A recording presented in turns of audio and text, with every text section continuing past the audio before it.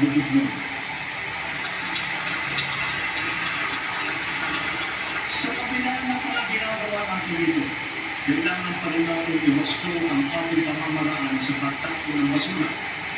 What systemic intervention is to update our 25... Piniwika ng Pangulo ang pagsasaayos ng waste management, maging moderno para ang mga basura ay maingatan at pagpatuloy ang Clean and Green program ng pamahalaan. As we recalibrate our solid waste management systems, we can draw inspiration from the solid waste management practices being championed by the MMDA here in Metro Manila, such as waste recovery, processing, upcycling. For example, what used to be the Makikita natin na sinusundan din po niya ang magandang mga kalakaran sa ibang bansa sa pangangalaga ng mga basura.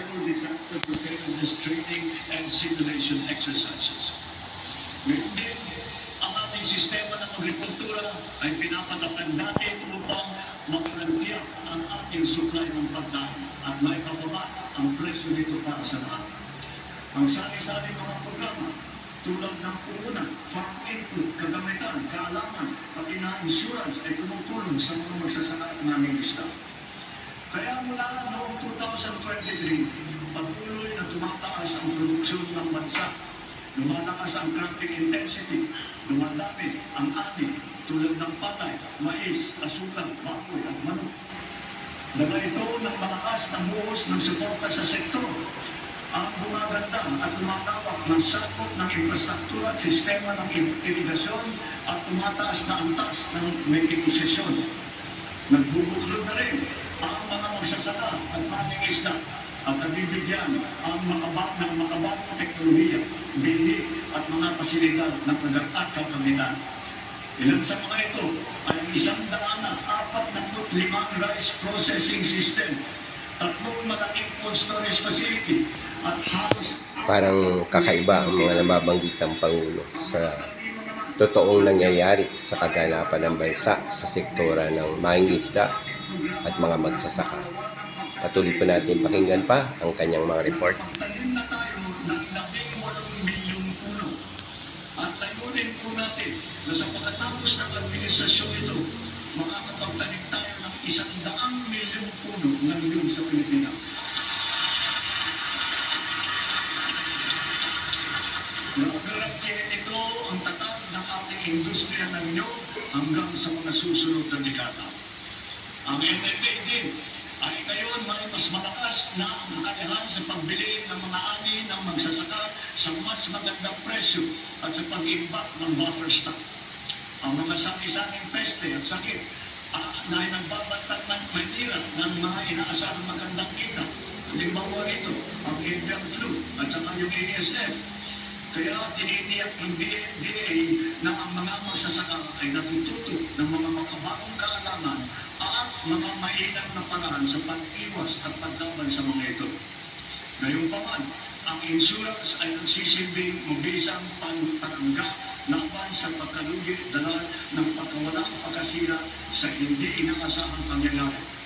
Sa nakalipas na 4 na taon, natulungan ang sektor upang mabawi ang halaga ng pinsala sa hanapbuhay na umabot sa 19 bilyon piso halaga na kabayaran.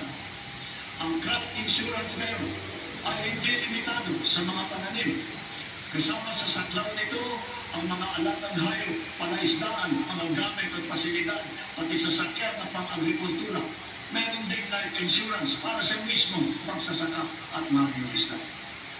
Papanawin pa ng Philippine Crop Insurance Corporation at DA ang kaalaman ng mga magsasaka at mangingisda tungkol sa crop insurance. Upang makapagbigay ng kapanatagan sa isipan ng mga benepisyaryo ng agrarian reform, wala tayong TV sa pamamahagi ng mga titulo sa lupa na dinawad sa kanila.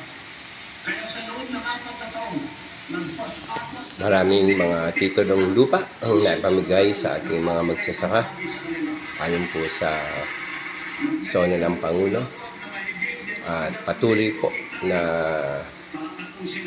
ang kanyang mga magandang plano pa para sa kaunlaran ng ating bansa. Marami sa benepisyaryo ang naghintay ng 30 hanggang 60 taon. Ang iba mapalad na nasaksihan ang paglabas ng kanilang titulo. Sa tagal naman ng panahon, yung iba, ako na ang tumanggap. Ngayon din, kahalaga sa kanilang seguridad na hatid ng kanayaan mula sa pagkalubog sa utang. Kaya asahan ninyo, kukumpletuhin na natin ngayong taon ang ginagawa natin pagpapawalang bisa ng mga utang ng ating mga benepisyaryo. Titiyak niya ang pagpapawalang bisa ng mga utang ng mga benepisyaryo ng lupa.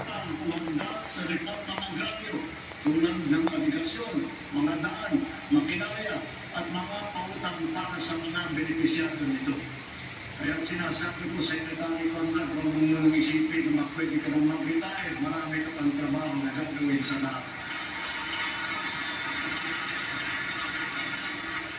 Ang mga nagdamban ay nagpaalala sa atin na kailangan natin pangamihin ang pinagkukunan natin ng kuryente.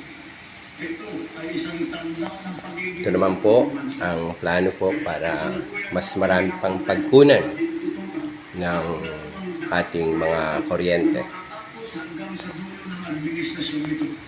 Ang kabuuan kapasidad ng mga ito ay halos 10,000 megawatt. Napakalaki po ng planong yan, and hopefully magkaroon po ng katuparan. Patuloy tayo sa pakikinig para po sa 2026 na sona ng ating Pangulo.